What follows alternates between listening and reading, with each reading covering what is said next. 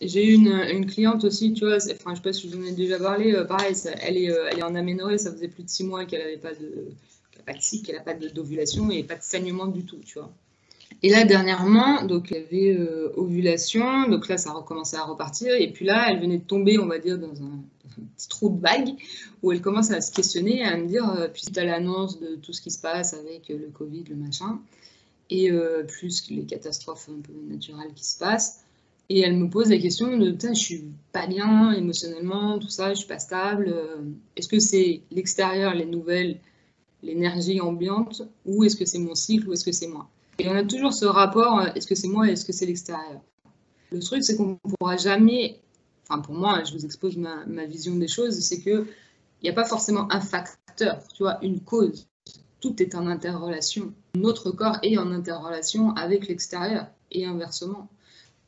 Donc le fait est juste comment on arrive à se recentrer et en fait essayer de voir à l'intérieur de nous comment ça se passe pour nous, personnellement, individuellement, et ensuite comment ces facteurs potentiellement extérieurs, comment on les interprète et comment est-ce que ça nous fait et est-ce que ça nous impacte. Et là, après, de ce recentrage, de je me réaligne avec moi-même, avec mes valeurs, avec ce qui est important pour moi, avec mes croyances profondes, pour me recentrer et canaliser mon énergie et du coup de former ce que j'appelle mon espace sacré, sa bulle de protection, où là j'ai toute mon énergie et je peux me ressourcer et me régénérer dedans. Et que c'est dans cet espace-là que je retrouve mon équilibre, mon axe, et que à la suite, je décide de qu'est-ce qui rentre et qu'est-ce qui ne rentre pas. Et donc après, c'est normal, tu vois, qu'on fasse ça tout le temps. C'est comme un électrocardiogramme, un cycle plat, c'est que t'es morte, quoi. Oui, et puis j'aspire pas à être constante non plus, tu vois, ça a l'air chiant, quoi. Après, c'est dans cette conscience que l'on a de qu'est-ce qui m'affecte, en fait. Par quoi je me laisse affecter.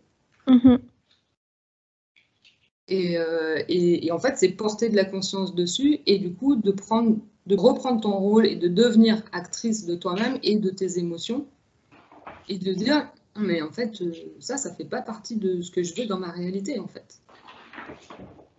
Et de jauger ça et en fait et de laisser à l'extérieur ce qui doit être à l'extérieur pour ne pas t'affecter et du coup vivre après ce qu'on peut appeler vivre en alignement en fait.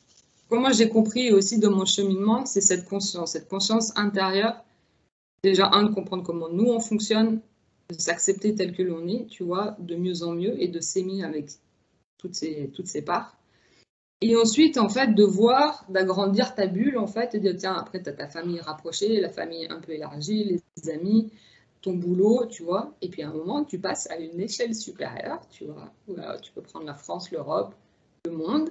Et dans cette interconnexion, ben, moi, c'est ce que, après, tu vois, en termes énergétiques, comment on prend conscience de l'énergie, de l'égrégore, tu vois, à différentes dimensions. Et donc là, ce que tu es en train de m'expliquer, moi, c'est ce que je pourrais mettre des mots du style l'égrégore mondial du stress et de la peur liés au Covid, quoi.